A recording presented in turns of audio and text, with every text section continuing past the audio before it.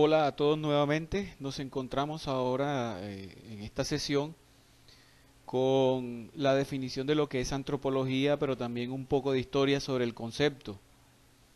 Tenemos que establecer, por ejemplo, que las primeras bases de la antropología de tipo científico, o por lo menos un acercamiento a ello, aparecen con los descubrimientos geográficos que implicaron el conocimiento empírico de la existencia de otros pueblos con cultura diferente. Entonces son los pensadores del siglo XVI quienes empiezan a tener una idea o a vislumbrar el problema de los otros, ese otros entre comillas, y en consecuencia de sí mismos, de sus propias instituciones y valores.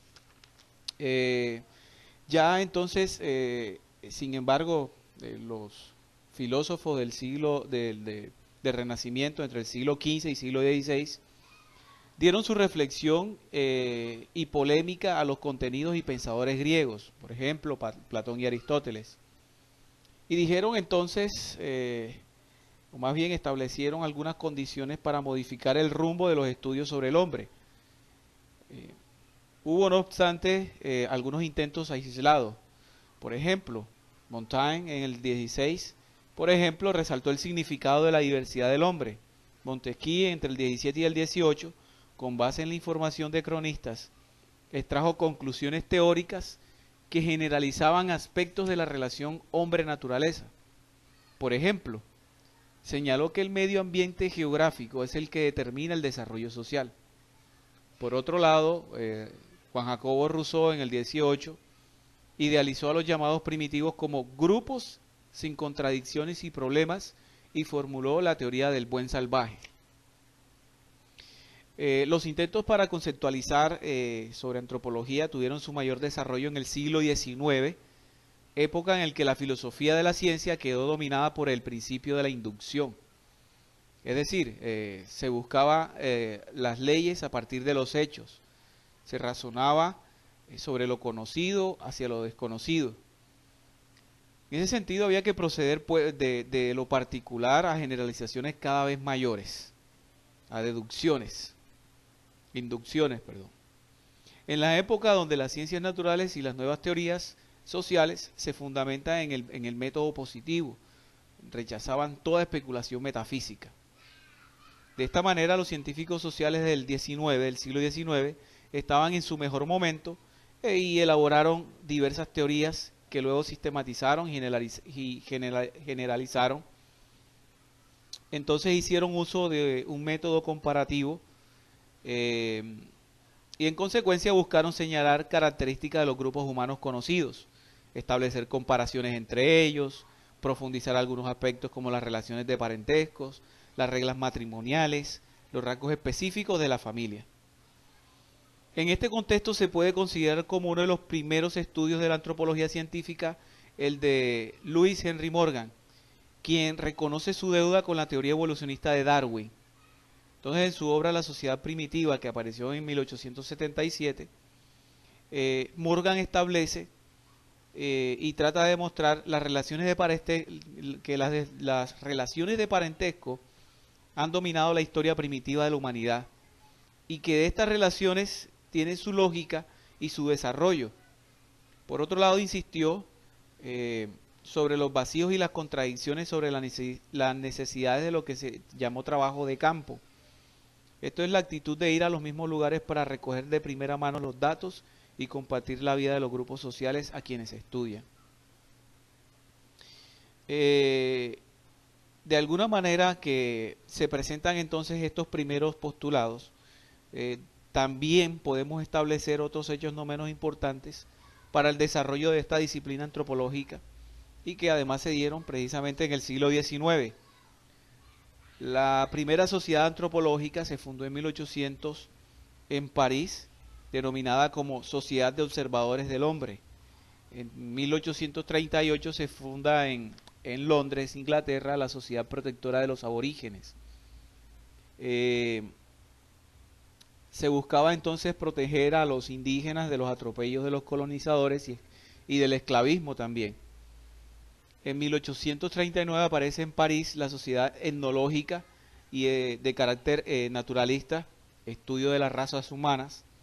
Y en 1859 aparece la Sociedad Antropológica de París, que en sus objetivos y estudios incluían aspectos biológicos y sociales de las comunidades de los países colonizados. A la par, en 1830 hasta 1850, el francés Boucher de Perthes realizó por primera vez y de forma sistemática excavaciones arqueológicas para investigar sobre los primeros pobladores de su nación. Ahora, hay que hacerse una pregunta que es obligada. ¿Por qué se desarrolló la antropología durante el siglo XIX? Y aquí es donde se consolida. Pues mi punto de vista es que la antropología del siglo XIX de alguna manera sirvió para legitimar a los europeos erigirse como la raza civilizada, ese etnocentrismo europeo que surgió inclusive con Carlos Darwin y que sirvió para legitimar la división o la repartición de África y de Asia. Yo lo he dicho ya en otro video, de alguna manera se busca legitimar esa incursión de corte capitalista. Recuerden que la revolución industrial está avanzando en su segunda fase. En esa medida, entonces, los antropólogos del siglo XIX contribuyen a la elaboración y formulación de conceptos y categorías que articulan y dan sentido a los datos etnográficos empíricos dentro de un enfoque también etnocéntrico que privilegia a Occidente como modelo de hombre y de cultura. Entonces, el criterio central de la teoría antropológica de entonces se basa en el supuesto carácter progresista de la civilización europea. Uno de los instrumentos analíticos más importantes fue el método comparativo que permitió legitimar los resultados de las investigaciones de entonces, mostrando las particularidades y diferencias que determinan a los grupos humanos. Y este método había sido ya consagrado por las ciencias naturales como científico.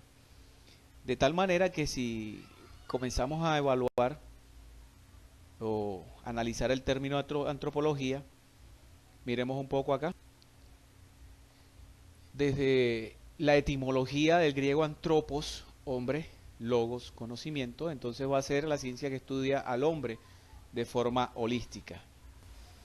Es una ciencia integradora. ¿En qué medida? Pues porque combina en una sola disciplina los enfoques de las ciencias naturales, las sociales y las humanas. Ahí vemos una imagen del hombre del Vitruvio que realizó Da Vinci.